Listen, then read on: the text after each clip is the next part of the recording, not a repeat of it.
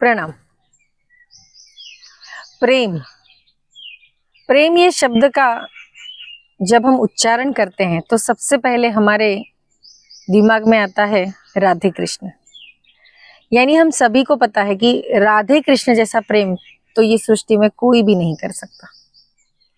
कुछ लोग चाहते हैं कि हम राधे कृष्ण जैसा प्रेम करें, लेकिन कभी कभी स्वार्थ बीच में आ ही जाता है। तो प्रेम ये शब्द ही बताता है कि जहाँ पे आप निस्वार्थी रहे, जहाँ पे कोई भी प्रकार का स्वार्थ ना रहे। लेकिन शायद आज की कलयुग में ये उतना संभव भी नहीं हो पाता, क्योंकि इतनी सारी चीजें हमें जकड़े हुए हैं कि प्रेम भाव हम खुल के भी नहीं कर सकते। कई लोगों की ये परेशानी होती है जो प्रेम व्यक्त करना चाहते हैं लेकिन कर नहीं पाते हैं। मन ही मन में किसी को प्रेम करते रहते हैं और वो व्यक्त नहीं हो पाते, और फिर उसी के सहारे पूरी जिंदगी भी काट लेते हैं। आजकल लोग प्रेम करते हैं, लेकिन आजकल का प्रेम मुझे लगता है कभी कभी थोड़ा वासना की तरफ जाने लगा है। प्रेम कम और अट्रैक्शन ज्यादा बढ़ गया है। तो प्रेम ये अट्रैक्शन नहीं है। प्रेम एक ये ऐसी भावना है जो आपके मन को, आपकी मस्तिष्क को और आपके शरीर को प्रफुल्लित कर देता है।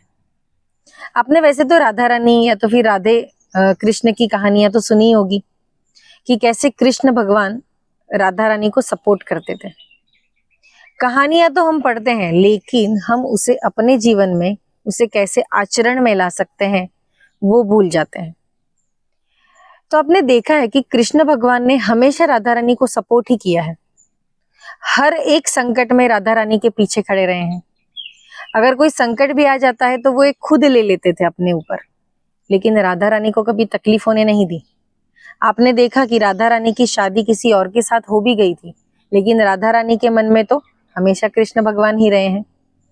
तो प्रेम यही चीज है कि आप कहीं किसी और के साथ भी हैं, लेकिन प्रेम की जो भावना है वो आपके मन में होनी चाहिए। किसी भी व्यक्ति के लिए अगर आपको प्रेम है तो हमेशा उसे जताना ही चाहिए। यानी आजकल हम देखते हैं कि शादीशुदा जिंदगी में कई सारे प्रॉब्लम्स हो रहे हैं। पति पत्नी खुल के बात नहीं करते हैं, कम्युनिकेशन गैप हो चुका है। सब लोग अपने जीवन में इतना व्यस्त हो गए हैं कि प्रेम की भावना को वो व्यक्त ही नहीं कर पाते। इसीलिए फिर झगड़े शुरू हो जाते हैं। कई मियाँ बीवी में मैंने देखा है कि बहुत झगड़े चलते रहते हैं, और फिर एक झगड़े से लेके जो शुरू होता है वो दिन ब दिन बढ़ते जाते हैं, और फिर उसमें सालों तक ये एक दूसरे से बात नहीं करते हैं। जो भी चलता रहता है वो सिर्फ दिखावा चलता रहता है। एक दूसरे के लिए समर्पण की भावना, एक दूसरे के लिए प्रेम, ये शायद ही आजकल बहुत कम कपल्स में देखने को मिल रहा है। तो अगर आपके घर में भी या तो फिर आप पति पत्नी के बीच में अगर कोई विवाद भी चल रहे हैं, तो ऐसे समय अगर आप राधा रानी की साधना करते हैं, यानी राधे कृष्ण के मंत्र का जाप करते हैं, तो आपके जीवन में अगर कुछ कठिनाइयां हैं, आप पति पत्नी के बीच अगर कोई विवाद भी चल रहा है, तो उसे अगर आप खत्म करना चाहते हैं, प्रेम की भावना आप व्यक्त करना चाहते हैं, तो फिर अपने मन में सामने वाली जो व्यक्ति है उसके लिए प्रेम उत्पन्न हो, ये अगर आप करना चाहते हो तो राधा रानी की साधना कीजिए। तो राधा रानी का कौन सा मंत्र है? तो ओम राधे कृष्णाय नमः। ये जितना साधारण मंत्र है, लेकिन इसकी ताकत बहुत बड़ी है, क्योंकि राधा रानी आप जानते हैं कि पूर्णतः प्रेम से भरी हुई है। अगर राधा रानी का नाम भी हम लेते हैं, तो अगर आप देखिए, आप कभी भी ये चीज करके देखिए, अगर आप राधे कृष्ण कहेंगे तो आपके मुख पे स्मित आएगा ही। ऐसा कोई व्यक्ति नहीं होगा कि जो राधा रानी बोलेगा या तो फिर राधे कृष्ण बोलेगा और उसके मुख पे स्मित नहीं आएगा। आप अंदर से ही बहुत अच्छा आपको आनंद मिलता है जब आप राधा रानी कहते हैं या तो फिर राधे कृष्ण कहते हैं।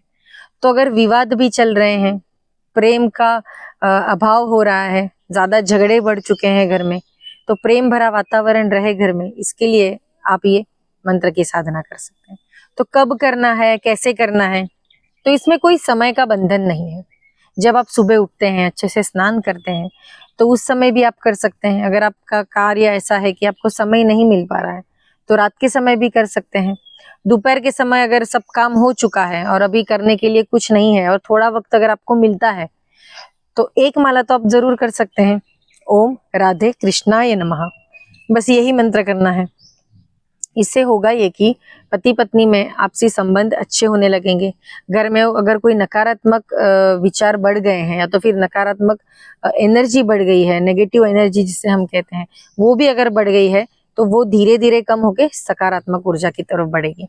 तो जिससे होगा ये कि एनर्जी अगर घर में अच्छी है तो विचार भी अच्छे होंगे, प्रेम भाव बना रहेगा, पति पत्नी में अच्छे संवाद होने लगेंगे। और जैसे हम ये मंत्र साधना करते हैं राधा रानी की, वैसे ही सबसे इम्पोर्टेंट चीज यही है कि एक दूसरे से बात करना। पति पत्नी का रिश्ता तभी अच्छा हो सकता है जब आप खुल के बात करें।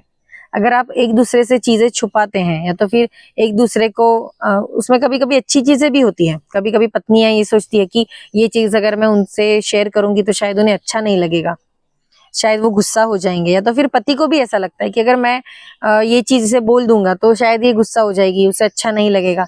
लेकिन आप एक चीज ये सोचिए कि अगर ये चीज बताने से सामने वाले व्यक्ति के जीवन में अगर सुधार आने वाला है या तो फिर आगे जाके उसे वो चीज से कोई नुकसान होने वाला है, अगर आपको ऐसा लगता है तो वो चीजें आप जरूर बताइए।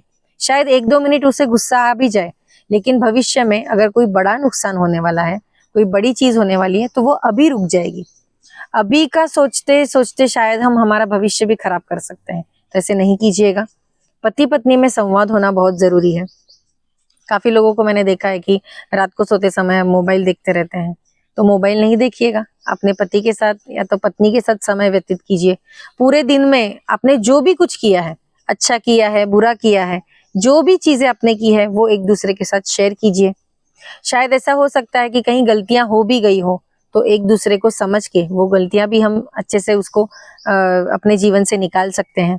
तो एक दूसरे के साथ समय बिताओ। समय बिताने के लिए हम क्या कर सकते हैं, ऐसे भी बहुत लोग प्रश्न पूछते हैं। तो आप गार्डनिंग कीजिए, कहीं साथ में वॉक लीजिए, कहीं घूमने चले जाइए।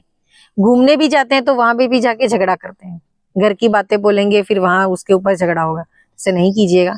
जब आप दोनों हैं तो आप दोनों की ही बातें कीजिए। आपको क्या अच्छा लगता है, आपको क्या करना अच्छा नहीं लगता है, ये सारी चीजें एक दूसरे के साथ शेयर कीजिए। क्योंकि जितना ज्यादा आप शेयर करेंगे, जितना ज्यादा शेयरिंग होगा, उतना ही आपके संबंध अच्छे होंगे, जिससे आपका भविष्य भी अच्छा बनेगा।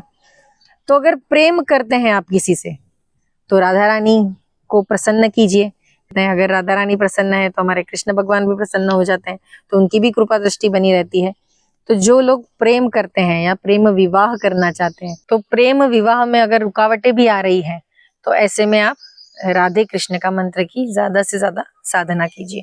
इसके लिए कोई समय जरूरी नहीं है कि यही समय पे करना है, कोई भी समय कर सकते हैं। कौन से वस्त्र पहनने हैं, कौन सा आसन लेना है, ऐसी कोई बंधन नहीं है। भगवान कृष्ण ने कभी किसी व्यक्ति को बंधन में डाला नहीं है। वे हमेशा अपने गीता में भी, हमेशा अपने जीवन में भी सभी को यही बताते चल रहे हैं कि कर्म अच्छे कीजिए, सबके साथ अच्छा व्यवहार कीजिए, आप खुद खुश रहिए, दूसरों को भी खुश रखिए। तो भगवान कृष्ण यही कहना चाहते हैं, अच्छे से साधना कीजिए, अच्छे से आप अपने पति पत्नी का भी जोड़ा है वो अच्छे से रखिए। क्योंकि आजकल डिवोर्स के केसेस ज्यादा बढ़ रहे हैं, छोटी छोटी चीजों को लेके भी अनबन हो जाती है और फिर लोग अंत तक पहुंच जाते हैं। तो ऐसे नहीं है, स्वभाव अलग होते हैं, अलग अलग चीजों से, दोनों अलग अलग वातावरण में से आए हैं। तो कुछ चीजें एडजस्ट करने के लिए थोड़ा वक्त लगता है। एक दूसरे को वक्त दीजिए और अपना संसार अच्छे से कीजिए और अच्छे से पूरा जीवन एक दूसरे के साथ व्यतीत कीजिए। क्योंकि पति पत्नी का एक ही रिश्ता ऐसा है जो लंबे समय तक चलता है और अंत तक साथ निभाता है। तो अगर कोई भी प्रश्न है, अगर कोई कहाँ भी काम अटक रहे हैं, तो राधा रानी का मंत्र साधना कीजिए और सारे संकटों में से आपको मुक्ति मिलेगी। लेकिन ये चीज करने से होगी, मैं बता तो रही हूँ लेकिन करना आप ही को है। तो अच्छे से साधना कीजिए और फिर मुझे बताइए कि क्या परिणाम मिलते हैं, कैसे आपके पति पत्नी के स्वभाव में, आपके पति पत्नी के रिश्ते में कैसे सुधार आ रहे हैं। ये चीजें मुझे जरूर शेयर कीजिएगा, कमेंट कीजिएगा। तो मिलते हैं अगले एपिसोड में ऐसे ही एक विषय के साथ। तब तक हमारे इस चैनल को सब्सक्राइब कीजिए, वीडियो को लाइक कीजिए और ज्यादा से ज्यादा वीडियोस को शेयर भी कीजिए। अगर अच्छे लगे तो कमेंट्स जरूर कीजिएगा। धन्यवाद।